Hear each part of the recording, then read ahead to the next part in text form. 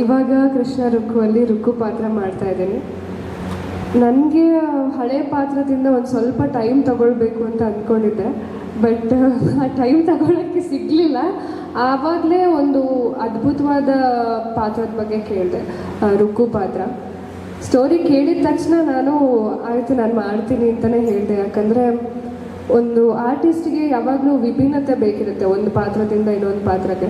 So ನನಗೆ ಆ experience ಬೇಕಿತ್ತು, ಅಂದರೆ ಏನೋ ಹೊಸದಾಗಿ ಏನಾದರೂ ಮಾಡೋಣ ಅಂತ.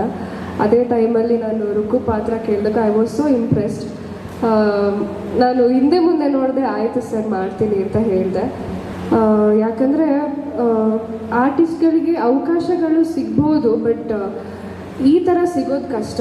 ಯಾಕಂದರೆ ಇವಾಗ ಒಬ್ರಿಗೊಬ್ರಿಗೆ ಟೈಮ್ ತಗೊಳುತ್ತೆ. ಇವಾಗ ಈ ಪಾತ್ರದಿಂದ ಇನ್ನೊಂದು ಪಾತ್ರಕ್ಕೆ ಶಿಫ್ಟ್ ಆಗಬೇಕು ಅಂದಾಗ, ಬಟ್ ನನಗೆ ಅದಿಲ್ಲ, ಪ್ರಾಬ್ಲಮ್ ಇಲ್ಲ. ಯಾಕಂದರೆ ನಾನು ಯಾವುದಾದ್ರೂ ಪಾತ್ರದ ಬಗ್ಗೆ ನಾನು ಯೋಚನೆ ಮಾಡಿದ್ರೆ ಆ ಪಾತ್ರ ಜೊತೆ ಬದುಕೋಕೆ ಶುರು ಮಾಡ್ತೀನಿ ಅಂತ ನಾನು ಅಂದ್ಕೊಂಡಿದ್ದೀನಿ. ಯಾಕಂದರೆ ಹಳೆ ಪಾತ್ರಕ್ಕೆ ನಾನು ಅಷ್ಟೇ ಏನು ಹೇಳೋದು, ಅಷ್ಟೇ ಎಫರ್ಟ್ಸ್ ಹಾಕಿದ್ದೆ ಆ್ಯಂಡ್ ಅದ್ರ ಜೊತೆ ಬದುಕಿದ್ದೆ. ಹಾಗಾಗಿ ರುಕ್ಕುಗೆ ಸಹ ನಾನು ಅಷ್ಟೇ ಎಫರ್ಟ್ಸ್ ಹಾಕ್ತಾ ಇದ್ದೀನಿ ಆ್ಯಂಡ್ ಅದ್ರ ಜೊತೆ ಬದುಕ್ತೀನಿ ಆ್ಯಂಡ್ ಜನಕ್ಕೆ ಅಷ್ಟೇ ಇಷ್ಟ ಆಗ್ತೀನಿ ಅಂತ ಅಂದ್ಕೊಂಡಿದ್ದೀನಿ. ಅಕ್ಷಯ್ ಹೀರೋ ಆಗಿ ಮಾಡ್ತಾ ಇದ್ದಾರೆ. ಅವನು ಆ್ಯಕ್ಚುಲಿ ನನ್ನ ಗೆಳೆಯ. ಅವನ ಜೊತೆ ನಾನು ಸ್ಕ್ರೀನ್ ಶೇರ್ ಮಾಡ್ಕೊಳ್ತಾ ಇರೋದು ತುಂಬ ಖುಷಿ ಇದೆ. ಯಾಕಂದರೆ ತುಂಬ ಒಳ್ಳೆ ನಟ, ನೋಡಿದ್ದೀವಿ ಮುಂಚೆನೂ. ಆ್ಯಂಡ್ ಎಸ್ ನಾರಾಯಣ್ ಸರ್ ಬಗ್ಗೆ ಹೇಳೋದೇ ಬೇಡ. ಅವ್ರ ಜೊತೆ ನಾವು ಪಾತ್ರ ಮಾಡ್ತಾ ಇರೋದಕ್ಕೆ ನಾವೆಲ್ಲ ಪುಣ್ಯ ಮಾಡಿದ್ದೀವಿ. ಯಾಕಂದರೆ ಈ ಥರ ಹಿರಿಯ ನಟರ ಜೊತೆ ಆ್ಯಕ್ಟ್ ಮಾಡುವಾಗ ನಾವು ಬರೀ ಆ್ಯಕ್ಟ್ ಮಾಡಲ್ಲ, ಏನೋ ಒಂದು ಕಲಿತಾ ಇರ್ತೀವಿ. ಅವ್ರಗಳ ಎಕ್ಸ್ಪೀರಿಯನ್ಸಿಂದ ನಮಗೆ ತುಂಬ ಹೆಲ್ಪ್ ಆಗುತ್ತೆ ಅಂತ ಅಂದ್ಕೊಂಡಿದ್ದೀನಿ. ಆ್ಯಂಡ್ ಅಣ್ಣನ ಪಾತ್ರ ನವೀನ್ ಸಜ್ಜು ಮಾಡ್ತಾ ಇದ್ದಾರೆ.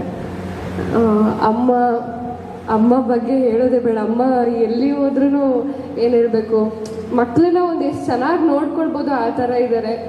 ಅಕ್ಕ ಪಾತ್ರ ದಿವ್ಯಕ್ಕ ಮಾಡ್ತಾ ಇದ್ದಾರೆ. ಆ್ಯಂಡ್ ತಂಗಿ ಸ್ನೇಹ. ಸೊ ಎಲ್ಲ ನಾವು ಹೇಗಿದ್ದೀವಿ ಅಂದರೆ ಒಂದು ಆ್ಯಕ್ಚುಯಲ್ ಫ್ಯಾಮಿಲಿ ಥರ ಇದ್ದೀವಿ.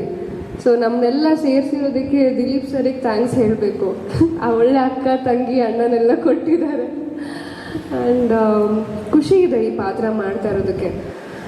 ಡಿಫ್ರೆಂಟಾಗಿ, ಅದರಲ್ಲೂ ಆಟೋ ಬೇರೆ ಓಡಿಸೋದು ಸ್ವಲ್ಪ ಚಾಲೆಂಜಿಂಗ್ ಇತ್ತು. ಅದನ್ನು ಸಹ ಕಲ್ತಿದ್ದೀನಿ ಇವಾಗ.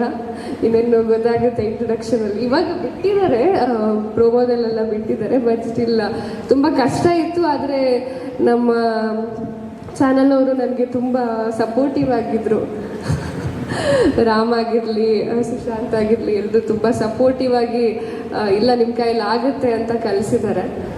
And I am looking forward. ಯಾಕಂದರೆ ತುಂಬ ಸಪೋರ್ಟ್ ಸಿಕ್ಕಿದೆ ಇಲ್ಲಿವರೆಗೂ ನಾನು ಮಾಡಿರೋ ಪಾತ್ರಗಳಿಗೆ. ಇದಕ್ಕೆ ಇನ್ನಷ್ಟು ಸಪೋರ್ಟ್ ಮಾಡ್ತೀರಾ ಆ್ಯಂಡ್ ನಮಗೆ ಬೆಂಬಲವಾಗಿ ನಿಲ್ತೀರಾ ಅಂತ ಅಂದ್ಕೊಂಡಿದ್ದೀನಿ. Thank you so much. ನನಗೆ ಜಾಸ್ತಿ ಮಾತಾಡೋಕ್ಕೆ ಬರಲ್ಲ, ಬಟ್ ಹೇಳಿದ್ರಲ್ಲೆಲ್ಲ ಸರಿಯಾಗಿ ಹೇಳಿದ್ದೀನಿ ಅಂದ್ಕೊಂಡಿದ್ದೀನಿ. ಆ್ಯಂಡ್ ಮೇಯ್ನಾಗಿ ಹೇಳಬೇಕು ಅಂದರೆ ಜೀ ಕನ್ನಡ ಜೊತೆ ನನ್ನ ಹೊಸ ನಡೆ. ತುಂಬ ಖುಷಿಯಾಗಿ ವರ್ಕ್ ಮಾಡ್ತಾ ಇದ್ದೀನಿ. ಆ್ಯಂಡ್ ನೋಡೋಣ, ಒಳ್ಳೊಳ್ಳೆ ಅವಾರ್ಡ್ಸ್ಗೆಲ್ಲ ಈ ಸರ್ತಿ ಅಂತ ಅಷ್ಟೇ. Thank you so much.